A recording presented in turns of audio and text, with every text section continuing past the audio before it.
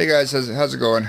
So it's been 3 days or like 70, I don't know, 8 hours since I've taken my last 2 milligram Suboxone pill.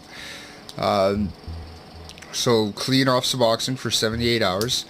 Um, what I've been doing is I've been using, what's this called again? Loperamide. It's like anti-diarrhea medication, whatever, Imodium. So I take 6 2 milligram tablets with white grape juice. Apparently there's some sort of chemical reaction that happens that helps with the withdrawal from opiates. And I think it helps. Also, I have been taking B12. They just dissolve under your tongue, so you can go to the pharmacy and get it. It's just a dissolvable B12 pill. You need to, like, your body, this is probably one of the roughest things your body has gone through since puberty. And, you gotta take care of yourself. Like, you gotta, and I'm not doing this myself. It's not like I'm going to the grocery store and buying all this stuff. The wife's going for me. And, I keep apologizing to her and just saying, thank you so much, 'cause she just keeps on, she'll come home from work and she'll have bags of candy and white grape juice and Imodium and B12 and just all this stuff for me, right? And she won't sleep in the same bed with me right now, just because I'm tossing and turning like there's no tomorrow. I didn't sleep for the first 24 hours. Then when I did sleep, I'd get like 45 minutes at a time. So on day 2, I slept for 45 minutes once, then 45 minutes again, and then that's all I got for the first 48 hours. Now we're coming into 75 hours or something like that, and I finally slept for, I bet you it was a good 5 hours, which I'm so grateful for. I did take a bit of clorazepam earlier. Now, I will say that that's a little iffy to be doing that, just because you could end up trading one addiction for another. I mean, what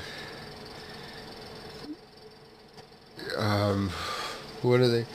Benzos, man. Benzos, they're pretty addictive. They can be, right? So you got to make sure not to take too many of them, and don't take enough to really enjoy it, because you'll just end up, sure, you'll kick Suboxone, but then you'll just be on benzos, and then benzos are even harder to kick, because then you're having seizures and shit like that. So I would, if you can do it without the use of like Klonopin or benzaprine or anything like that, I would suggest, like, the last few days have sucked. They really have. I've just spent the entire 2 days in my bed. The pains in my legs. Sneezing's the worst. It hurts so bad. You sneeze and you feel it straight through your arms all the way to your fingertips and down the back of your spine, and you're just in so much pain, like, from a sneeze. But I swear, I think I feel better today than I did yesterday. I really feel like I do. My toes are wiggling, but, like, they're not, I'm not going insane like I was, because it was bad. But this is worth it, I think, because once I kick this, that's it. Like, I can say I've done it. I was on Suboxone for 2 years, and never had any slip-ups, never even, I went to a treatment center, and I think everybody should go to a treatment center. If you've been using for any amount of time, don't think that just getting clean on your own is gonna, maybe some of you, it might help, but I seriously suggest, like, go do your however many days at a detox that you got to do before the treatment center will take you, and get into a good treatment center where you're surrounded by people that have been through the same thing you have, and it's the same. You get to hear your story over and over by all these different people, and that just makes this camaraderie where you're, you know, there's guys that I'll probably talk to for the rest of my life now. And when I first got there, I hated it. Anything that happened, it didn't matter what it was. Oh, I stubbed my toe, fuck it, I'm leaving. Or that guy made me angry, fuck it, I'm leaving. Or I don't agree with what that counselor's saying, fuck it, I'm leaving. And for the first 3 weeks, that was my daily ritual, was to just say fuck it, I'm leaving. And then it slowly started to kick in, and I started to, you know, join in more, get more involved. By the time the 3 months was up, I didn't want to leave. I loved it there so much that I didn't even want to leave. I miss that place. Even right now, I miss that place so much. So yeah, like, you know, I'd already been clean for a year when I went to the treatment center, which was actually really cool because I got to have my 1 year cake surrounded by a ton of people that cared about me. So that was pretty awesome.